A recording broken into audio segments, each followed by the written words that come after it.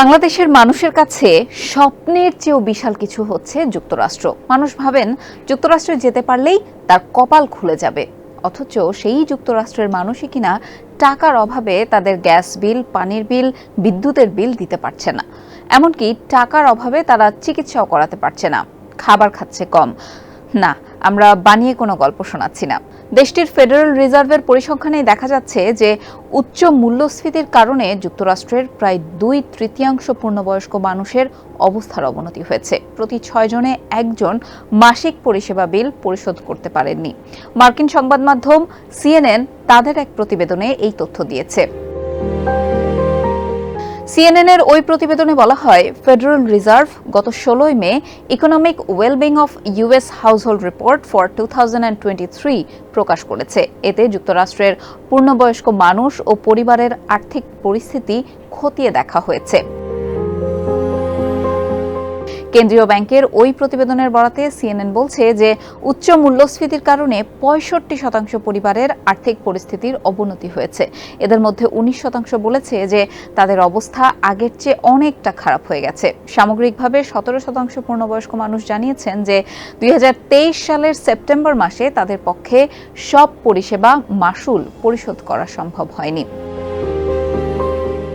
এই প্রতিবেদনের সঙ্গে প্রকাশিত এক সংবাদ বিজ্ঞপ্তিতে ফেডের গভর্নর মিশেল বাউম্যান বলেন, এই জরিপ থেকে পরিষ্কারভাবে বোঝা যাচ্ছে যে মার্কিন নাগরিকরা কিভাবে উচ্চ মূল্যস্ফীতি মোকাবেলা করছেন।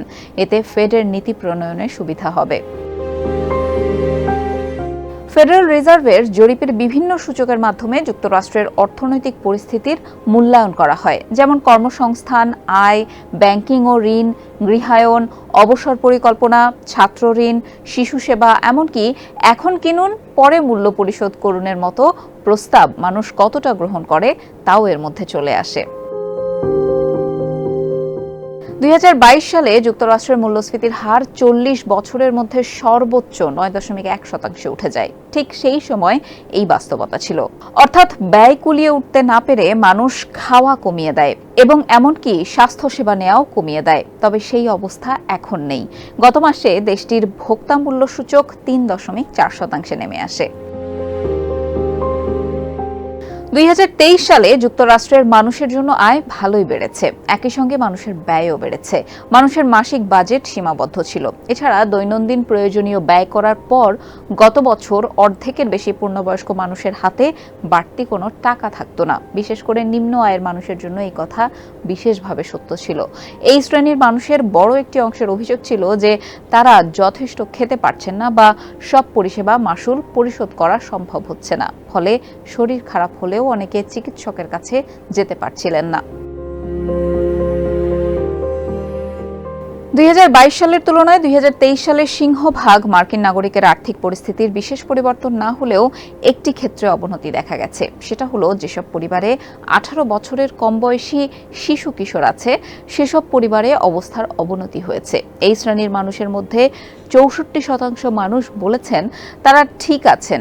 আগের বছর যা ছিল 69%, 2021 সালে ছিল 75%। অর্থাৎ দেখা যাচ্ছে যে শিশুদের ভরণ পোষণ করতে গিয়ে পরিবারের আর্থিক অবস্থার অবনতি হচ্ছে। বিশেষ করে যেসব পরিবারে শিশুর বয়স তুলনামূলকভাবে কম। 2023 সালে শিশু ভরণ পোষণ বাবদ তাদের ব্যয় বেড়েছে। আবাসন বাবদ এসব পরিবার যে ব্যয় করে তার 50 থেকে 70% ব্যয় হয়েছে শিশুর ভরণ পোষণে।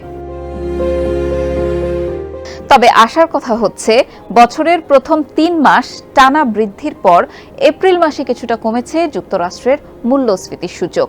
হ্রাসের হার উল্লেখযোগ্য না হলেও এই খবর দেশটির নীতি নির্ধারক ও বিশ্বের বিভিন্ন দেশের কেন্দ্রীয় ব্যাংক ও বিনিয়োগকারীদের কিছুটা স্বস্তি এনে দিয়েছে। বিবিসির প্রতিবেদনে বলা হয়েছে যে এপ্রিল মাসে যুক্তরাষ্ট্রে মূল্যস্ফীতি হয়েছে 3.4%। আগের মাস অর্থাৎ মার্চ মাসে যা ছিল 3.5%। দেশটির শ্রম মন্ত্রণালয় এই তথ্য প্রকাশ করেছে। এপ্রিল মাসে যুক্তরাষ্ট্রের মানুষের ব্যয় বাড়ে বা কমেনি। এতে জল্পনা কল্পনা শুরু হয়েছে যে তাদের অর্থনীতি হয়তো দুর্বল হতে শুরু করেছে।